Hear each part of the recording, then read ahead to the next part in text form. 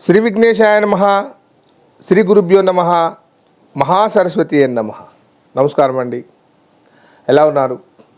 ఈరోజు 2024 సంవత్సరంలో జూన్ మాసంలో సింహరాశి వారికి ఎలా ఉండబోతుంది, ఏమైనా కష్టాలు ఉన్నాయా, నష్టాలు ఉన్నాయా, వాళ్ళ వ్యాపారం కలిసి వస్తుందా రాదా అనే అంశం గురించి చెప్తున్నానండి.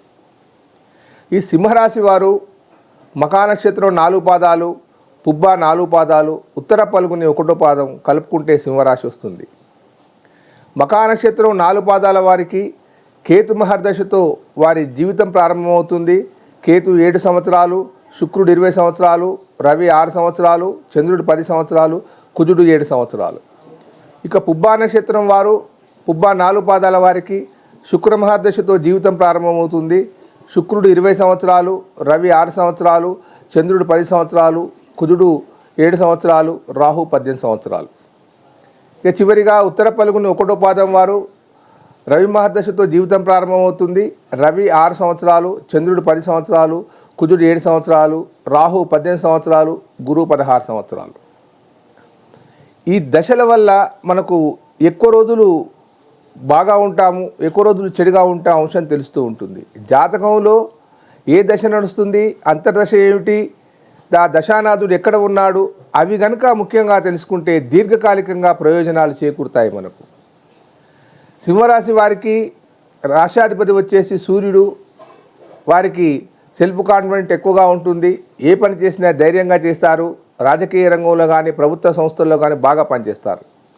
ఇకపోతే వీరికి అష్టమ రాహు ఉన్నాడు. సింహరాశి వారికి కొద్దిగా మానసికమైన ఇబ్బందులు ఉంటాయి. చాలా ఒత్తిళ్లకు లోనవుతారు. రాజకీయంలో ఉన్నవారికి ఒడిదుడుకులు బాగా ఉంటాయి. ఇకపోతే 9వ ఇంట కుజుడు పరాక్రమమైన శక్తి కలిగి పోరాటాన్ని చేయగలిగే శక్తి ఉంటుంది, కానీ రాహు వల్ల ఇబ్బంది పడుతూ ఉంటారు. వీరికి రావాల్సిన భూములు కానీ రియల్ ఎస్టేట్ రంగంలో కానీ వీరు అనుకున్న స్థాయికి చేరుకుంటారు, అనుకున్న లాభాలు గడిస్తారు. ఇకపోతే 11వ ఇంట రవి ఉన్నాడు. ఏకాదశ స్థానంలో రవి ఉన్నప్పుడు రాజకీయ రంగం కానీ ప్రభుత్వ రంగ సంస్థలు కానీ లేకపోతే ప్రమోషన్స్ కానీ మీకు రావాల్సిన డిఏలు కానీ ఇంకా ఏదైనా కానీ మీకు ప్రభుత్వం నుంచి రావాల్సిన విషయాలన్నీ కూడా మీకు చేకూరుతాయి. కోర్టు తగాదాలో ఉన్న కేసులు కానీ లేదా మీ తల్లిదండ్రుల ఆస్తిపాస్తులు కానీ లేదా మీ తాత ముత్తాతల నుంచి రావాల్సిన ఆస్తులు కానీ మీకు ఈ మాసంలో వచ్చే అవకాశం ఎక్కువగా ఉంది. ఇక 11వ ఇంట శుక్రుడు ఉన్నాడు. 11వ ఇంట శుక్రుడు ఉంటే భోగలాలసాలకు మంచి బాగా ఉంటుంది. మీరు అనుకున్న విందులు వినోదాలు, దాంతోపాటు దాంపత్య జీవితంలో అనురాగాలు, ఏదైనా మంచి మంచి ప్లేసులకు వెళ్ళడం కానీ దర్శించడం కానీ జరుగుతూ ఉంటుంది. బంగారు ఆభరణాలు, నూతన వస్త్రాలు, ఇంటిల్లిపాదిని ఆనందమయంగా ఉంచి విందులు వినోదాలతో కాలం గడుపుతారు. ఏకాదశ స్థానంలో బుధుడు ఉన్నాడు. బుధుడు వ్యాపారకర్త, బుద్ధిజీవి, జ్ఞానవంతుడు, విద్యావంతుడు. ఈ 11వ స్థానంలో ఉన్నప్పుడు ఆర్థిక రంగంలో మీకు ఏమాత్రము లొసుగులు లేకుండా అధిక లాభాలు వచ్చి బ్రహ్మాండంగా ఉంటారు. రాజకీయ నాయకులకు మంచి అవకాశాలు ఉన్నాయి, కానీ ఓడిపోతామన్న భయం మనస్తాపంతో కొద్దిగా రాహు వల్ల ఇబ్బంది పడతారు, కానీ దాన్ని ఓవర్కమ్ చేసి విజయాలు సాధించే అవకాశాలు ఎక్కువగా ఉన్నాయి. సంతాన విషయంలో ఈ సింహరాశి వారు ఎవరైతే ఉంటారో వారి ప్రధాన సంతానాలు పెద్ద కొడుకు కానీ పెద్ద కూతురు కానీ వారి వల్ల ఈ సింహరాశి వారికి లాభం చేకూరనుంది.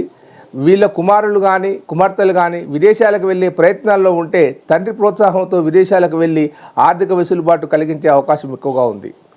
ఆరోగ్య విషయంలో మంచి జరగనుంది. ఏకాదశ స్థానంలో రవి ఉన్నాడు కాబట్టి రవి ఆరోగ్య ప్రదాత కాబట్టి ఆరోగ్య విషయంలో మీరు నిశ్చింతగా ఉండవచ్చును. మీకు రావాల్సిన పాత బాకీలు కానీ మీ కుటుంబానికి చెందిన బంగారం తాకట్టు పెట్టినవి కానీ అన్నీ మీ చేతికి వస్తాయి. అందుబాటులోకి ఉండి మీ ఇంటిల్లిపాది ఆనందంగా ఉంటారు. కానీ వివాహ విషయంలో మాత్రం గురుబలం లేదు. శుభకార్యాలు చేయడంలో గురుబలం లేదు. ఏదైనా నూతన గృహాలను ప్రారంభించాలనుకున్నా కానీ గురుబలం లేదు. తర్వాత మీరు ఏ పనైనా కొత్తగా ప్రారంభించాలనుకుంటే మాత్రం సరిగా ఉండదు. గురుబలం ఉంటేనే మీ యొక్క నూతన గృహాలు కానీ శుభకార్యాలు కానీ వివాహాలు కానీ అవన్నీ జరుగుతాయి. కానీ మీకు ప్రస్తుతానికి గురుబలం లేదు, కానీ మీ ఉన్న ఆర్థిక వనరులను చక్కగా అభివృద్ధిలోకి వస్తాయి. మీకు ఉండబడే అప్పులు బాకీలు కూడా తీరిపోతాయి. రాజకీయ రంగంలో మంచి అభివృద్ధి వస్తుంది. విద్యార్థులకు కూడా మంచి వెసులుబాటు వస్తుంది. ఇకపోతే ఈ మాసములో సింహరాశి వారికి మంచిగానే ఉన్నదని చెప్పవచ్చును. ఒక గురుబలం మాత్రం లోపం జరిగింది, దాన్ని పెద్దగా పట్టించుకోవాల్సిన అవసరం లేదు. వివాహవతులకు కానీ పెళ్లి సంబంధాలు వెతుకులాడే వారికి కానీ అది మాత్రం కొద్దిగా వెనుకబడే అవకాశం ఉంది. మిగతా విషయాలన్నీ కూడా చాలా బాగా ఉన్నాయి. ఇకపోతే ఎవరి జాతకంలోనైనా కానీ 4వ ఇల్లు, లగ్నస్థానం నుంచి 4వ ఇల్లు అది గృహస్థానం అంటారు, దాన్ని విద్యాస్థానం అని అంటారు. ఈ స్థానంలో 4వ ఇంట్లో కనుక మంచి గ్రహాలు కనుక లేకుండా ఉండి ఏదైనా చెడు గ్రహ దృష్టి కనుక 4వ ఇంట్లో ఉంటే మీరు ఎంతసేపు ఇల్లు కట్టాలనుకున్నా కట్టలేరు. మీరు ఎంత ప్రయత్నం చేసినా చేతిలో డబ్బు ఉంటుంది. ఒకవేళ ప్రారంభించినా కానీ అది సగంలోనే ఆగిపోతూ ఉంటుంది. బ్యాంకు రుణాలు వచ్చినట్టే వస్తాయి కానీ అవి ఆగిపోతాయి. 4వ ఇల్లు నీ యొక్క నిర్మాణానికి, గృహంలో ఉండడానికి, ప్రశాంతంగా ఉండడానికి, కలతలు లేకుండా జీవించడానికి 4వ ఇల్లు సూచిస్తూ ఉంటుంది.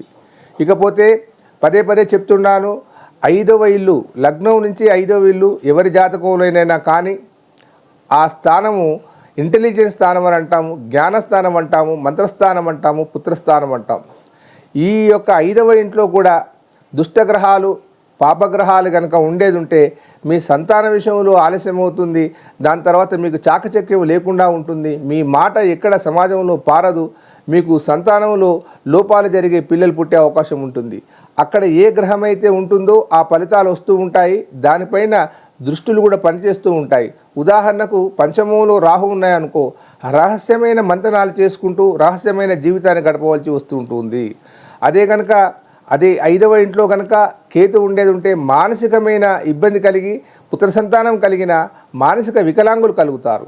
5వ ఇంట్లో కూడా ఖచ్చితంగా కనుక చంద్రుడు కనుక ఉండే అలాంటి విషయాలు జరుగుతాయి.